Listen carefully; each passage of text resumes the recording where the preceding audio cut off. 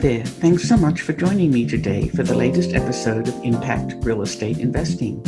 My guest today is Thibault Manekin, the founder and CEO of Seawall Development.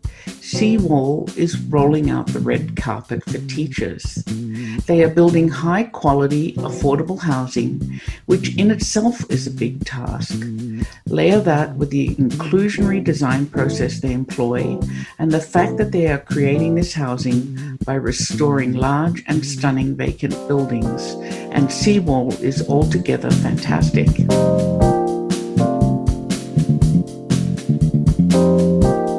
Be sure to go to evepicker.com to find out more about Thibault on the show notes page for this episode, and be sure to sign up for my newsletter so you can access information about impact real estate investing and get the latest news about the exciting projects on my crowdfunding platform, Small Change. Hi, Thibault. I'm really excited to talk to you today. Hi, Eve. I'm excited to talk to you too. Thank you for having us. It's a pleasure. So you started your company by building quality, affordable housing for teachers. And that's a really targeted mission. And I'm wondering what led you to this work. Yeah, so I probably have to go back a little further than that. When I first graduated from college at around 21 years old, I helped with two buddies. We started an international nonprofit organization called Playing for Peace. It's called Peace Players today. And the idea is that we would go to war-torn countries and we would use sports to get kids from two sides of a conflict meeting each other, finding common ground, and eventually becoming friends. So we raised about $8,000 and was enough to get on a plane to Durban, South Africa at the time, where we were going to try to use sports to get Black kids and white kids post-apartheid meeting each other, finding common ground, becoming friends. And it had an amazing run with that organization, really grew it to be quite international. We had a program in Northern Ireland with Protestant Catholic kids, Cyprus, the Middle East with Israeli and Palestinian kids. So in all of my travels with Peace Players, one of the reoccurring things that I continued to notice was that real estate had done more to tear us apart than bring us together, especially with my experience in South Africa, seeing what the apartheid government had done with townships and informal settlements. And then as I would make trips back to my home city of Baltimore, seeing the negative effects of redlining. So I came back, I think it was around 2006, and I asked my dad, who's a hero of mine, to go out to dinner. And I pitched this idea of starting a company, a real estate company, but with the idea of really reimagining the real estate industry altogether, so that everything that we did use buildings and the built environment to empower communities, unite our cities, and help to launch really powerful ideas. You know, I had seen the impact of reimagining the sports industry to bring people together, especially young people. And I wanted to do more with it. And if real estate was indeed the most powerful connected industry on the planet, then truly reimagined, there'd be the opportunity to bring people together in ways that possibly hadn't been done before. So we launched this company, and we had an amazing dinner and conversation around what we were going to focus on first. And my dad had spent a long time in real estate, but was really passionate around education. And he had done a ton of listening to all of these new teachers and first-year teachers that were showing up to Baltimore maybe for the first time, and were having a really tough time figuring out the city, figuring out where to live, figuring out who to live with, figuring out their classes, and jumping into arguably what's the hardest profession on the planet, Yes, educating the future generation. Yeah. He basically was like, there's a great opportunity to continue to listen to this community of educators and provide them what they're asking for, which at the time was collaborative, affordable, well-located, funky housing that would take the mystery for them out of where to live, provide them the ability to live someplace special with like-minded people, which hopefully over time would translate to them agreeing to stay in the classroom for longer, falling in love with education, falling in love with our city of Baltimore, and maybe even making a permanent investment in buying their own home once they had a better lay of the land and been able to save some money as a result of staying in one of our projects. So basically really supporting the pool of teachers who serve our city and our cities and really can't afford to live in them anymore. That was the idea behind it. And we coupled it with a similar thread that we'd been listening to, which was that there were all of these nonprofits focused on kids and education and supporting the school system. Programs like Teach for America and Playworks and Wide Angle Youth Media and Baltimore Urban Debate League that were spread out in dozens of buildings all over Baltimore, all essentially doing the same kind of work around kids, but with no ability to really deeply collaborate. And so these nonprofits focused on kids and education had come to us and said, it would be amazing if we could all be located under one roof, if we could share resources and have free conference rooms and training facilities that we don't need all of the time, but that we need throughout the day at different times. And so our first project ended up becoming called the Center for Educational Excellence. We've always looked for a cooler name than that, but that's the one that's kind of stuck. And it was a adaptive reuse of 100,000 square foot collapsing old factory building that got turned into about 40 apartments for teachers and 30,000 square feet of collaborative office space for the nonprofits, underpinning the success of the school system. That's a pretty big project to tackle for a first project. It was funny. Yeah, we look back on it, and when we first started the company, which is called Seawall, we weren't sure if it was ever going to make it. And we had kind of said that we've been listening to teachers for so long, we'd probably buy a little 4-unit row home and convert it into 4 apartments for teachers. And that would be the first thing that we would do, which would probably cost, I don't know, $400,000 or $500,000. And our first project ended up costing $20 million. And we had no business taking on a project of that scale. And we can get into the movement that came as a result of it, and what really propelled us forward. But that was our first project. How do you involve teachers in the process of creating these buildings? You've done 3 now, right? 3 for teachers? Is that correct? We have. So everything that we've ever done has been built inside out. And what we mean by that is that we start with the end users, the people that are going to be living and working in our buildings. It's important for us that they have a sense of pride, of authorship and ownership in what's getting created. So we start out by deeply listening to those people that are going to be occupying our spaces, and we let them drive the direction and the program of the space. We don't ever pretend to have any of the answers. Our job's to be quietly behind the scenes, asking the questions that propel their thinking forward in a way that results in a finished product that makes them really proud and allows them to be more successful in whatever it is that they're doing. So in the case of the teachers, we assembled a focus group of about 10. We walked them through the collapsing building as we first bought it. They worked with our design team over the course of 12 months to design every square inch of their apartments. We let them pick their own amenities they needed, like a resource center within the building that had access to copiers and laminating machines and staplers and hole punchers so that they could plan their lessons within the building and not have to run out to Kinko's in the middle of the night. We did the same thing with our nonprofits. We let our teachers choose their own rents based on the salaries that they had and what felt like an affordable rent for them to be paying. And we really spent a ton of time with both the teachers and the nonprofits from day one, letting them design what is their building. I want to add something to that because there are 2 other levels that we really focus on. As important as the teachers are, and whoever the end user is for any specific project we're working on, equally as important is the community that we're working within. At the end of the day, they're the ones that have been staring at these dilapidated, collapsing old buildings, and it's critical that they have a seat at the table in helping to shape what those new buildings are going to get turned into. One of the things that developers are famous for, kind of going into a community and telling the community what they're going to get, and we take the complete opposite approach. In the case of the first teacher housing project, we went to our first neighborhood association meeting, introduced ourselves, and explained that a bunch of teachers and nonprofits had this idea of creating the first center for educational excellence. And that the building that seemed to be a good fit for that was this one building in their neighborhood. And they loved the idea. And for the most part, everyone was thrilled.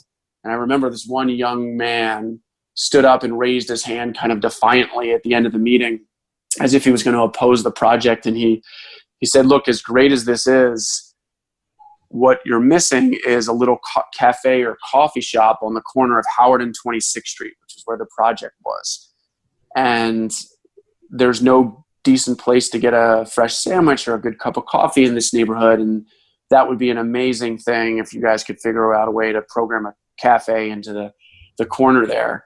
And then he continued to say that if we brought in a Starbucks, that they would throw rocks through the window at night when we weren't there, that it was really important that it be locally owned. So I'm sitting there, and I think that what this guy is suggesting is a terrible idea.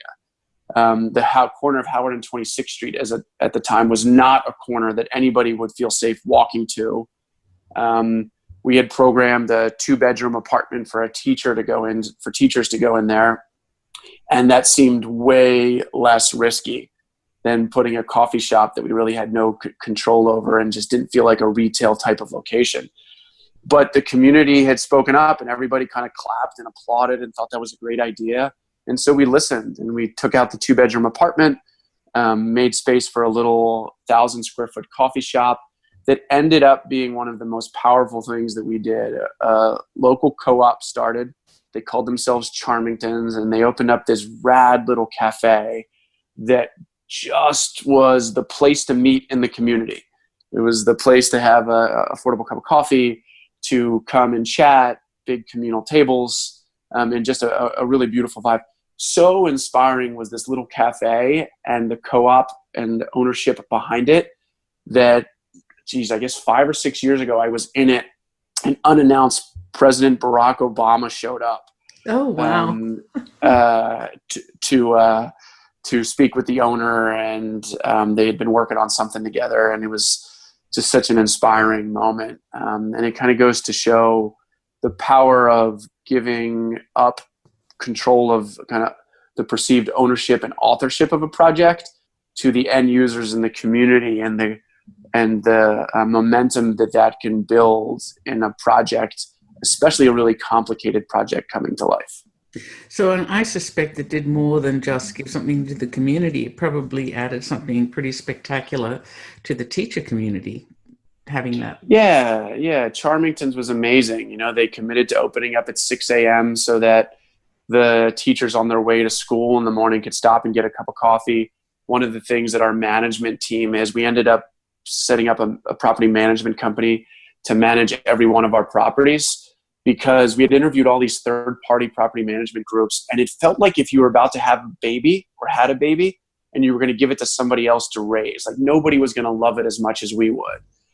And so we set up this property management company. One of the things we did is once a month at like 5:30 in the morning, we would post up at the entrance and exit to the building, and we'd be there with Charmington's coffees and muffins and bagels and fruit. And we would like serve the teachers a cup of coffee, and we'd walk them to their cars with their books if they had too much to carry, and just kind of send them on their way with like a big hug and a warm smile, and a fresh cup of Charmington's coffee. That's a very nice story. So I have to ask, every developer has stories about putting in an amenity like a roof deck that everyone says they want and then no one uses them, right? So has that happened at all? The teachers who were involved and the amenities that were requested, have they been used? Yeah, so the amenities include like fitness centers and lounges and free gated parking. The one amenity that's evolved is the idea of the resource center, right? The room where the teachers can plan their lessons and photocopy. When we first built the building in 2008 or 2009, when it opened, teachers were still going to Kinko's to make photocopies of their lessons. The evolution was that the classroom got more digital. Yes. And people stopped making photocopies and printing hundreds of pages to hand out to students. And as that trend started, the need for the resource room, for the most part, went away entirely. So amenities evolve, right? And needs evolve. It's pretty fascinating.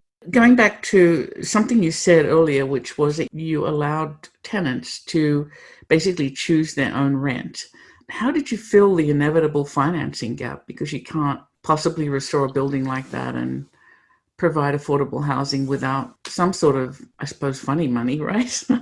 Yeah, so this is a beautiful story and really a learning moment for us.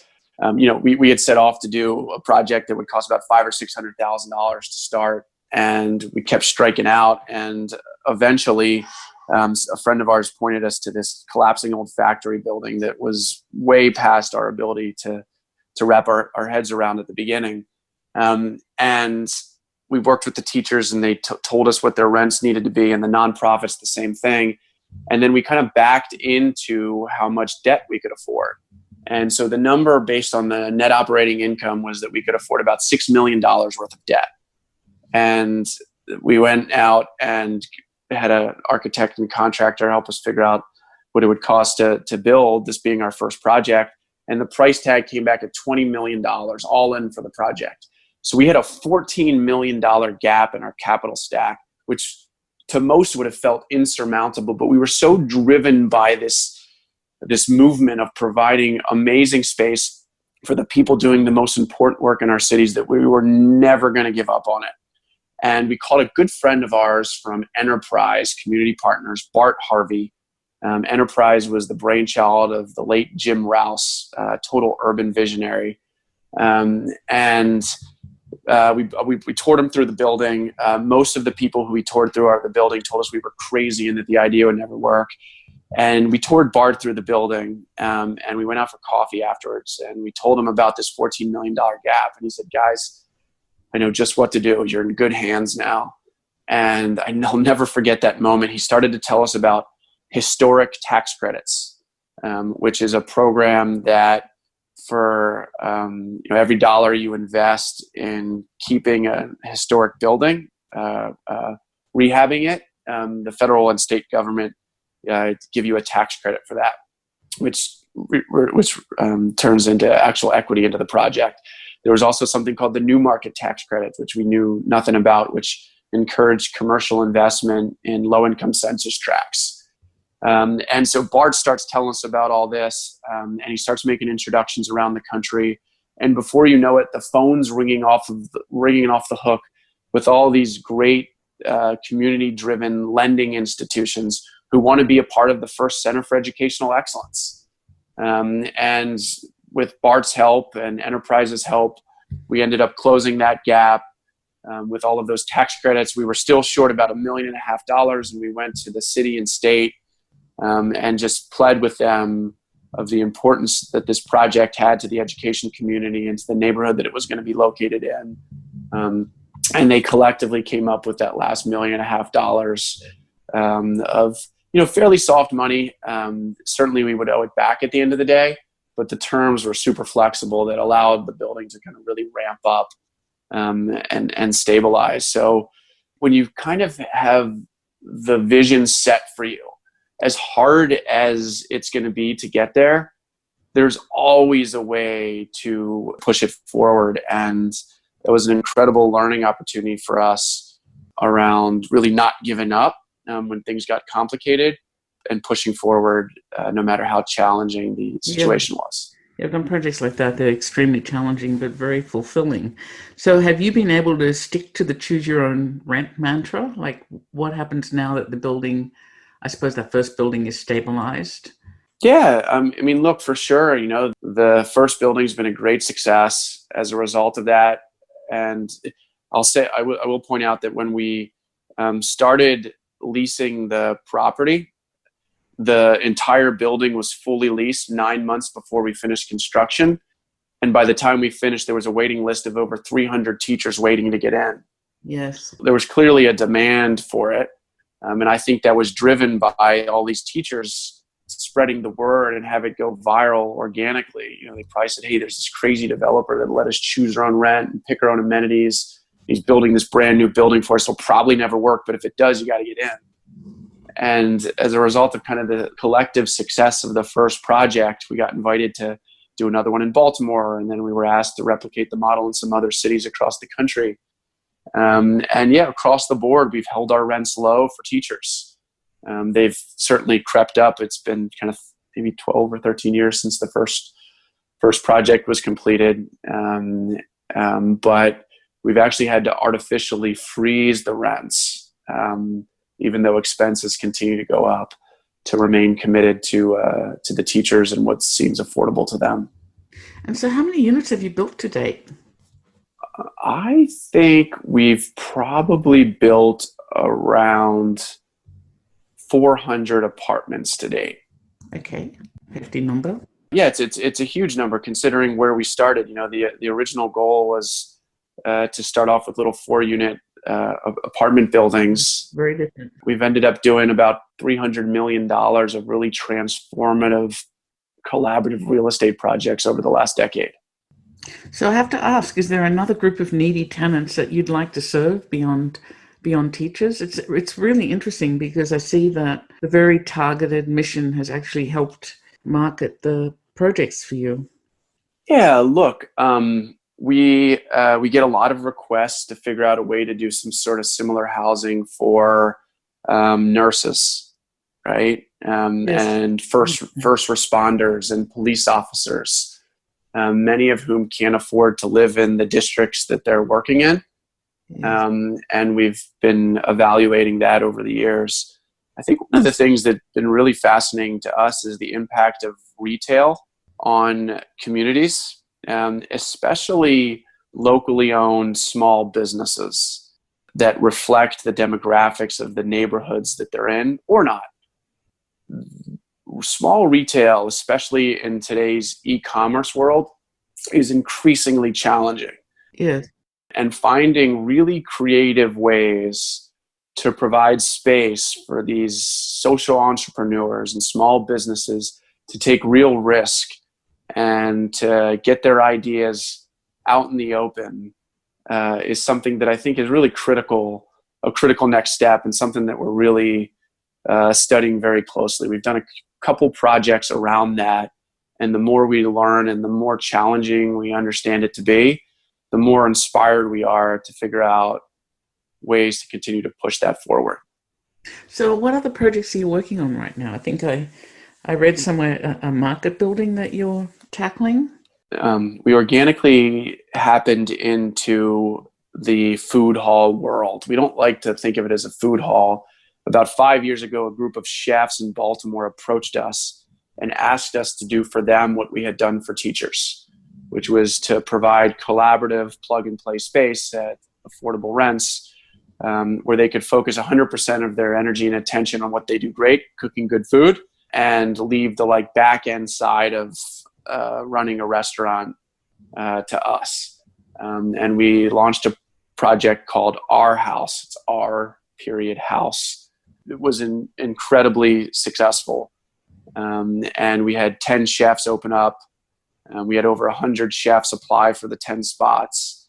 And we really looked at ourselves as a launch pad, not as a food hall, but a launch pad for creating community and for helping chefs launch really inspiring ideas. As a result of the work that we did with that, of the success of that project, we were invited to apply for a RFP for the redevelopment and really the saving of the oldest, longest continuously running public market in the country, a project called Lexington Market in Baltimore City, that at one point was the place to be in Baltimore. My dad tells stories of taking the trolley down there on Saturdays with his father, and literally you didn't start a weekend before showing up at some point at Lexington Market. That area where Lexington is in has suffered from significant disinvestment, and it's really a shell of its former self, and the market was at risk of closing. And so we responded to the RFP with this idea of, on a citywide scale, doing the deepest listening that we've ever done and helping to breathe a new life back in essence, transforming Lexington market into something that would work for the entire city of Baltimore. It's the largest, most complicated, riskiest project that we've ever taken on, but it's also the most soul-fulfilling one that we've ever done.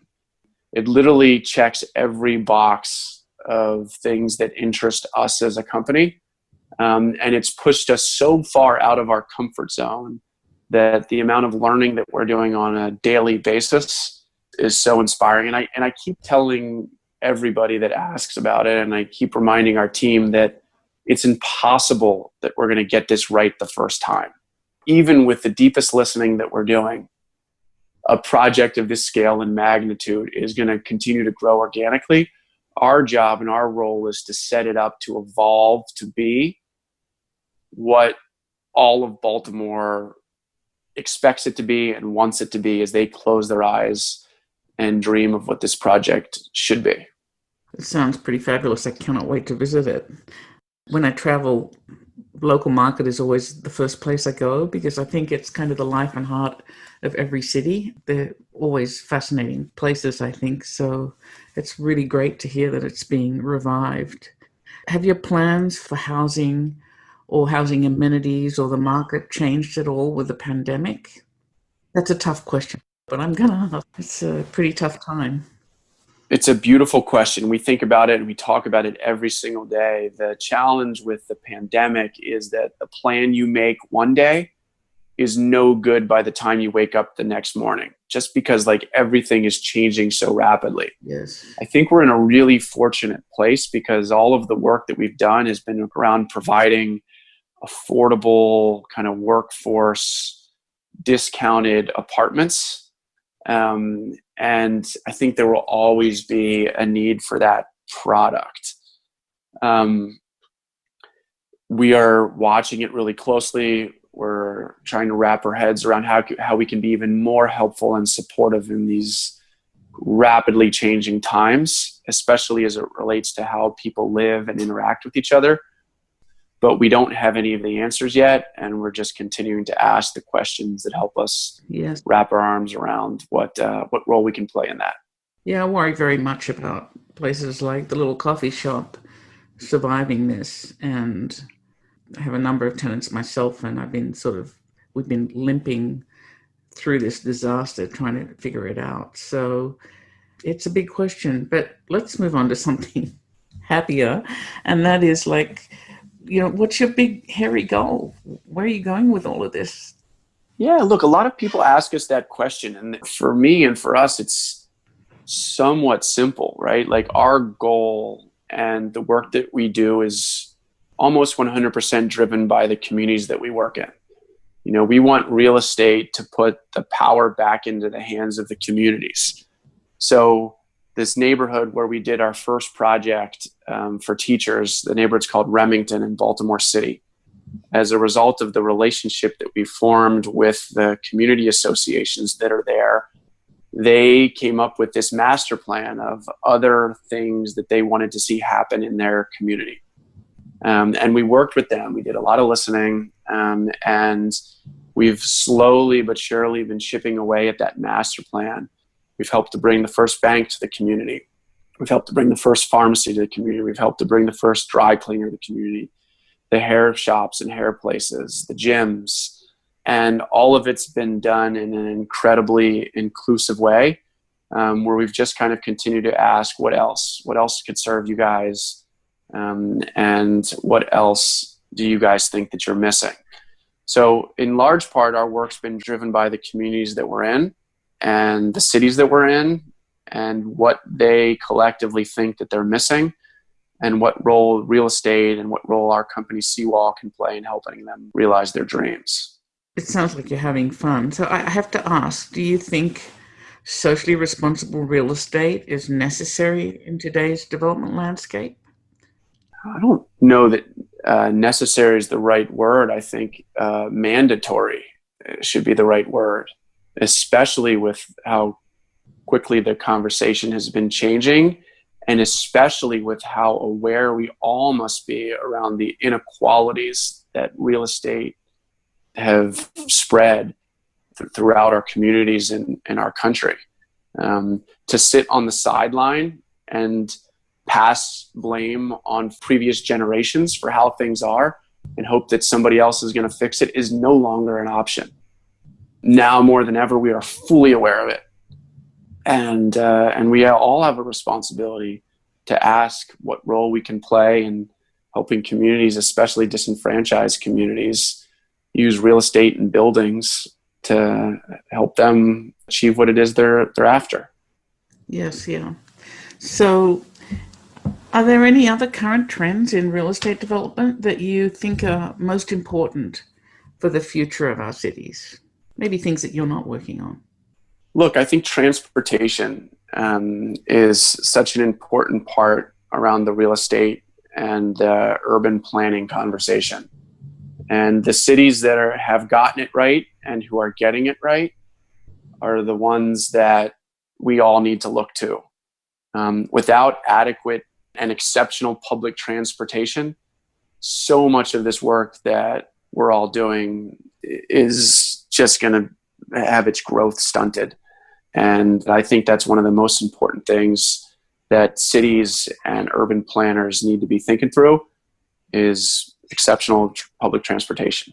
Well, of course, that's shifting rapidly at the moment too with the pandemic. So we don't even know really what that will look like. But perhaps the ideal is that the next time you build a building for teachers, they won't need to have on-site parking. They'll have transit that can get them to their jobs. So whatever that looks like. Yep. Yeah, I totally agree with you. And what community engagement tools have you seen that have worked best? It's always very difficult for most developers to contemplate how to engage a community. Look, for us, it's been really important to come into a community as neighbors and not guests. And we've lived our entire professional career that way. And I think that's really one of the differentiating factors around connecting with communities, not just kind of coming in and being one and done, but spending real time there, sitting on people's front porches and stoops and listening to what it is that they want. Those are been really important lessons that we've learned over the years, as we've worked in the communities where we have. Yeah, I can see that. It's perhaps not part of the original job description for a developer, but it's certainly a really important one. So I have one final question, and that's what's next for you? We've been asking ourselves what's next for us for some time now. And I think that conversation has been amplified given what's going on in the world around us. One of the things that we're really aware of is the unintended consequences of successful development. Yes. When we set out to do the first teacher housing project in that neighborhood of Remington, fully supported by the community, it was all high fives and hugs. And then when we worked with the community to start to chip away at their master plan to bring in all of these resources and retail and apartments and office space, all kind of things driven by the neighborhood, hundreds of millions of dollars later, that little somewhat forgotten community had become one of the premier destinations and places to be in the city. And as a result of that, the gentrification conversation became very real. And one thing that we're really aware of is that we cannot run from it. We are responsible for it. And in hindsight, as well-intentioned as we would have done more from the very beginning to make sure that if the neighborhood succeeded, people that had lived there for generations, the legacy residents, would never be displaced. And there's been incredibly hard lessons learned along the way. And so our mandate, and one of the things that we think so much about today, is now that is what it is. It's not too late. And how can we creatively work with the community to continue to find ways for them to attain their development goals, but in a way that is going to really limit displacement and make sure that nobody's ever kicked out of their store, their office, or the home that they lived in for decades. Yeah. And that's really hard work. It is. It's really hard to balance. Yeah, it's really hard to balance, and it's incredibly vulnerable. But it is something that we're committed to. And as we approach new communities and new projects, we're even more aware of it going in at the early stage so that we can plan and get ahead of it if the development projects succeed. So do you think, I think about this a lot too, and do you think government has a role in this? Yeah, I'm hesitant to pass the blame on to... I'm just saying, by the time a community is feeling the pain of gentrification, it's too late. It's over, right? So I think a lot about what you could put in place decades before to encourage good development and investment in neighborhoods that need it and safeguard people who are already there. It's hard to think about, but I think you have to think about it a long time before you show up. You do. And you interviewed a friend of mine, Brian Murray, in Philadelphia, that's done things a little bit of the opposite way as us with Shift Capital. They went in and bought, millions of square feet of projects with the idea of having gotten in early enough, bought it at the right price, and being able to have the community involved every step of the way as the neighborhood starts to meet its goals. And controlling real estate so they could control what happened to it, right? Yeah.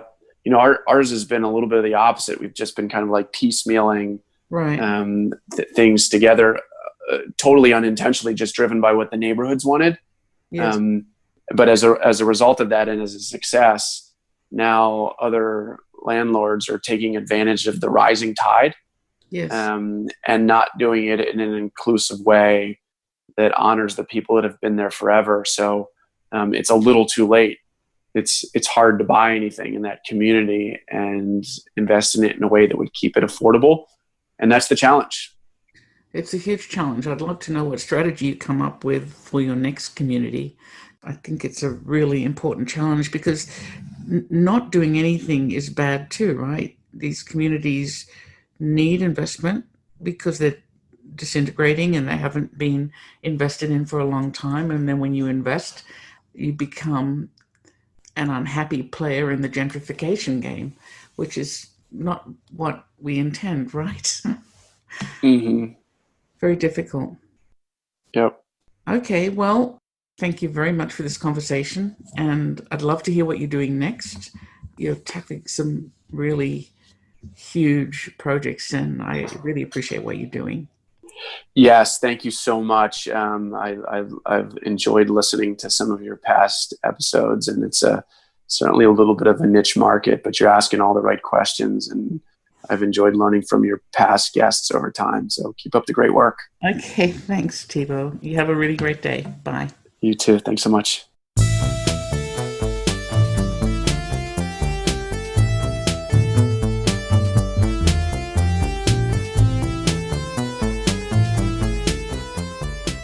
That was Thibault Manekin. Seawall believes in reimagining the real estate development industry.